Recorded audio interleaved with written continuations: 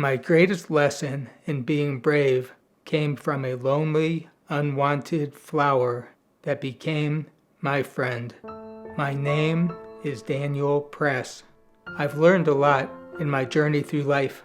My videos are lessons to my younger self, lessons that would have made life easier. My little flower friend came into my life while I was walking through a swap meet at closing time. The vendors were packing up the items nobody wanted and loading them into their beat-up trucks. The swap meet was in a vast parking lot. The ground was covered with flecks of color, of discarded, unwanted items and trash all mixed together. This flower was on the pavement, all alone from the other flowers, among ketchup-stained napkins and balled-up receipts and empty water bottles. A few hours earlier, a flower booth was in that spot. Nobody had chosen that flower that day.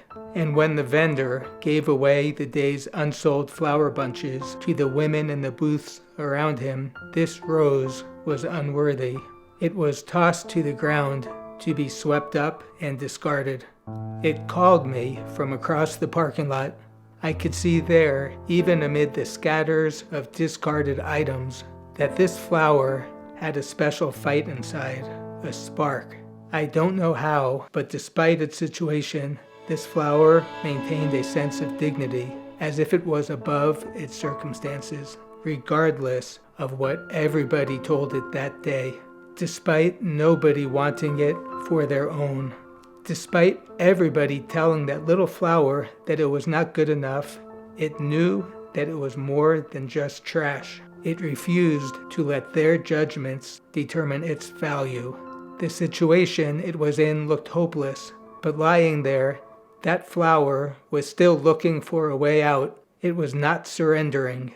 I picked the wounded flower up. It lacked a bit of outer beauty, and it looked as if it was born wilted already. But then, I held the flower up to the sun, and everything changed. From deep inside, there was a majestic glow, different than any kind of beauty I had ever seen in a flower, that outshined the ordinary kind of beauty of all those other flowers that had life so easy. All this flower needed was somebody to lift it up to the light. I took it home, cleaned up its petals a bit, gave it some fresh water and a colorful cup to live in, and I placed it on the kitchen counter, where it lived happily the rest of its days. While its situation had looked hopeless that day as it was lying on the pavement, its toughness wouldn't let it quit, and it found a way to rise above and succeed despite the odds, despite how it was demeaned by everybody. All the other flowers that had been chosen that day, they're all long gone. Nobody remembers them. But this special friend of mine that life tried to crush and defeat, it found a way to live forever, right here in our video. There's a quote I kept on my wall growing up. It got me through many tough and hopeless times.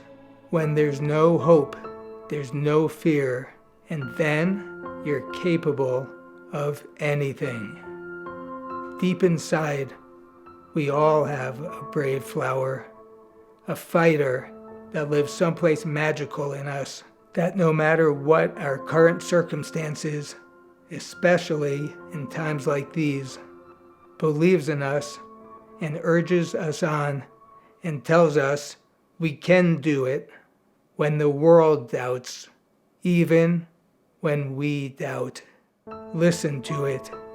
When you need it, get real quiet and listen to your brave flower.